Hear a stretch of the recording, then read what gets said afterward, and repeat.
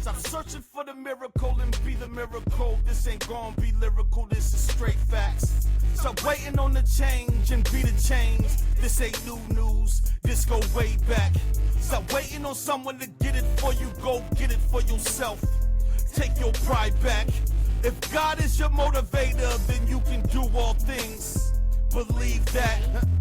My power is divine, every line aligned with the higher power. Receive that. I want to ask you something, and I want you to answer honestly. You don't have to say it out loud. Just in your heart. When was the last time you compared yourself to somebody? Like, really compared. Not just, oh, that's nice. But why am I not there yet? Why does everyone else look happier? What am I doing wrong?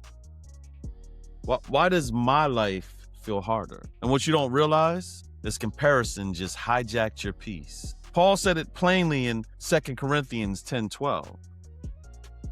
When they measure themselves by one another and compare themselves with one another, they are without understanding. That's Bible for you're hurting yourself and you don't even know why. If we're really being honest, comparison isn't something other people struggle with. It's something we do quietly, in our head, in the car, at night scrolling, watching and constantly measuring. Then we pretend we're fine. Now, before I challenge you, before I confront you and lovingly step on some toes, I'd like to confess something. I've compared myself to people that I prayed for. Yeah, that kind of comparison. I've looked at someone else's life and thought, God, I'm really happy for them. I promise you, I really am. But why does it feel like you skipped me? And that's how comparison actually works. It doesn't come in hatred. It comes in confusion. Most of us don't mean to compare. It just happens. Welcome back to Lies Changes Truth. I'm your host, BK Blessed. And today, we're not talking about comparison the way Instagram pastors talk about it. We're not doing motivational posters, and we're not saying just stay in your lane and move on. Today, we're exposing the lie that comparison is harmless. It's really soul poison. I know this sounds harsh, but it has to be said. Comparison is easier than self-examination, than discipline and honesty and growth. Because comparison lets you blame the timeline. It lets you blame the system and God and other people instead of you doing the work. And before you get defensive, I'm talking to me too. You know what? You know another lie that comparison tells you? If I measure myself against others, I'll finally know my worth. That's the trap. You think you're comparing looks when you're really comparing worth. You think you're comparing money, but you're really comparing security. You think you're comparing relationships when you're actually comparing belonging. And you feel like you're comparing faith, but you're really comparing validation. And that's why it hurts so bad. Because comparison isn't about them. It's about the questions you haven't answered about yourself. Comparison promises clarity, but delivers confusion. I mean, it promises motivation, but produces shame. James 3:16 says, "For where jealousy and selfish ambition exist, there will be disorder and every vile practice." Disorder doesn't always look chaotic. Sometimes it looks polished, productive, and exhausted. And let's be honest, comparison didn't start with social media. Social media just perfected it. We were taught comparison early with grades and awards, popularity, income, and success timelines. So some of you didn't grow up competing with strangers. You grew up competing with your brothers and sisters. You see someone else's cars, their houses and clothes, and envy their lifestyle. And you suddenly feel behind. But nobody posts the debt, the loan that they're still paying on, all the stress and the pressure. Proverbs 16:8 says, "Better is little with righteousness than great income with injustice." You don't know what it's costing them to look like they're winning. Ecclesiastes 4:4 says, I saw that all toil and all achievement spring from one person's envy of another. This is too meaningless, a chasing after the wind. That verse doesn't say some achievement. It says all toil driven by envy. That means you could be successful and still be so sick on the inside. And I honestly love you enough to say this. Some comparison isn't about insecurity. It's pride. Because comparison says, I deserve what they have. You know what? I should be further. And I'm the one that should be seen. But humility says, God, finish your work in me. James didn't sugarcoat it. God opposes the proud, but gives grace to the humble. James 4:6. If comparison keeps showing up, excuse me, ask yourself, what part of me wants to be recognized instead of refined? And can I say something else that I think will free some of you? Many people online are not lying. They're just not telling you the whole truth. No, nobody posts the big argument before the anniversary dinner, the overdraft notice before the vacation pic, or all the insecurity before the selfie, or that prayer that came before the breakthrough. No, nobody wakes up and says, let me show the world how ugly I feel today. No, nobody captions, I'm smiling, but deeply lonely. I'm blessed, but I'm drowning in debt. Married, but we're so disconnected. You're comparing your whole life to someone else's highlight reel. I just don't think that's fair to you. Jesus warned us in Mark 4:24, be careful what you hear. Because what you repeatedly consume becomes what you quietly believe. Nobody posts, today I feel like I'm failing. Comparison isn't you wanting their life. It's you forgetting that your life is real and valuable. Proverbs 27:19 says, as water reflects the face, one's life reflects the heart. You don't compare by accident. You compare by appetite. And whatever your heart consumes will eventually show up in the mirror of your life. Comparison doesn't just steal joy, it kills intimacy. You could be sitting in a room with someone who loves you and you love them. And then begin to resent them because someone else's relationship looks better.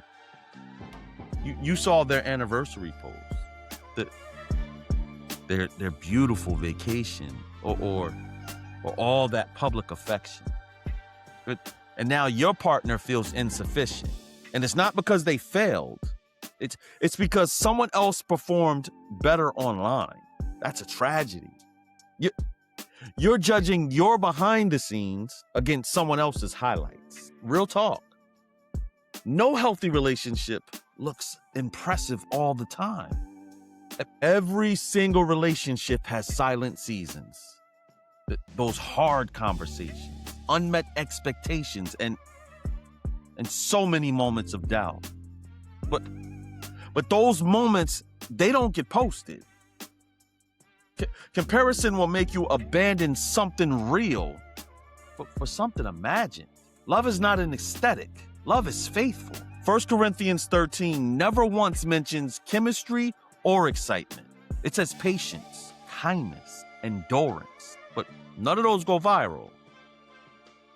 And some of y'all are comparing your real life to someone who edits their photos like they're auditioning for heaven.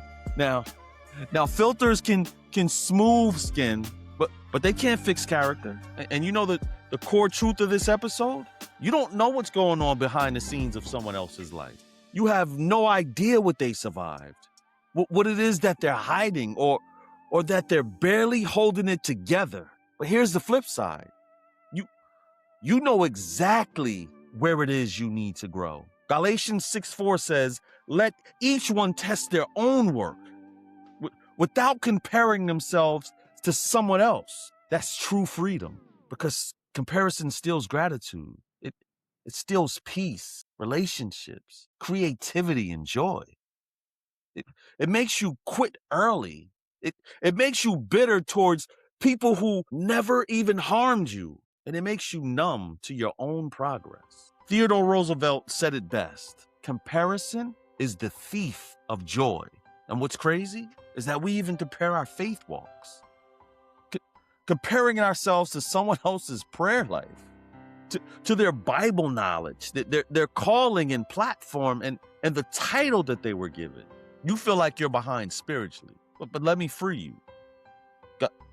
God is not grading on a curve. Jesus said in Matthew 19:30, many who are first will be last, and the last first. He's not impressed by noise. He's moved by obedience. Comparison is what happens when identity is unclear. It isn't about others.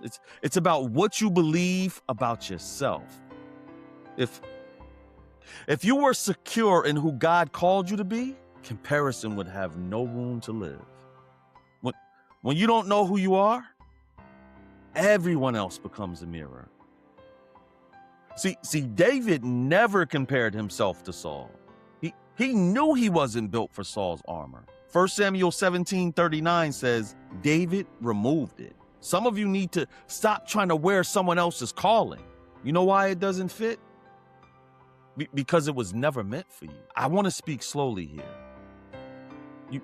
You've been measuring your worth with tools he never gave you. He never asked you to keep score.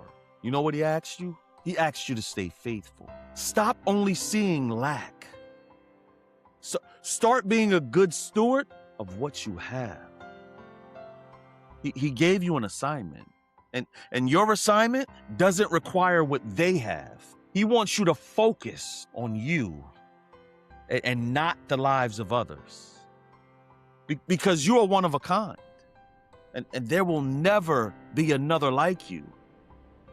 And only you can build what he needs you to build with the gifts and talents he's equipped you with. I heard some of you exhale, because deep down, you know this is for you. You have to know by now, comparison doesn't just hurt you. It robs the world of what you carry. When you compare, you stop creating. You stop trusting. You stop celebrating others. And you stop believing God can use you. And the saddest part, you don't quit loudly. You just shrink down to nothing. Matthew 25 tells the story of the servant who buried his talent. Not because he lacked ability, but because he was afraid. Comparison always leads to fear, but there is a healthy version of looking at others. It's called admiration. Admiration says, that inspires me. That shows me what's possible.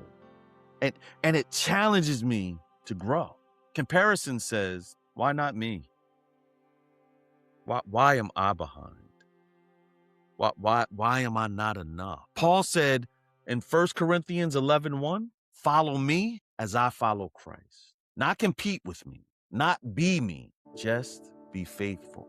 Listen, I want you to imagine the peace you'd have if you just stopped comparing.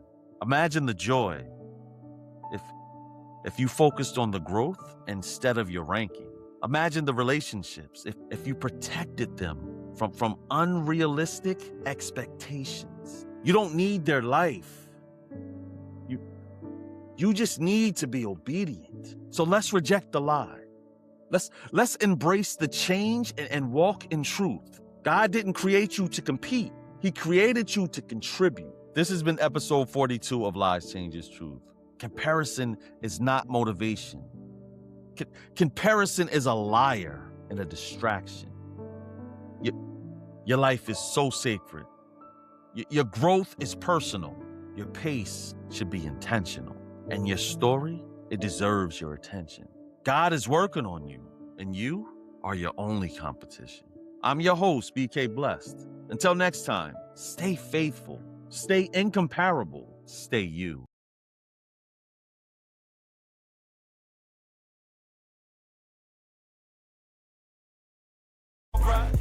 This is your time, this is your life. You gon' be alright, you gon' be alright. Be a motivator, be an innovator, be the best you. Block out the haters, winners fail and fail, but a failure quits. Go through the fire, cause your path is lit. You'll get through the pain, it might hurt a bit. That's how you get your weight up, so move all these mountains. Knock down these walls and break all these bricks. Don't let the devil fool you, see through the tricks. Can you feel the power? Yeah, you getting stronger. Can you make it through?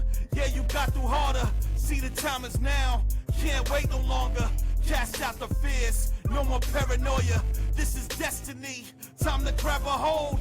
This is meant to be, time to let it go. Believe in yourself, God's in control. This the realest thing I ever wrote, to whom it may concern. This is your life, this is your time. You gon' be alright, you gon' be alright.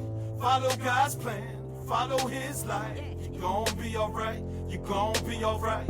Have no fear, cause he's right here. You gon' be alright, you gon' be alright. This is your time, this is your life. You gon' be alright, you gon' be alright.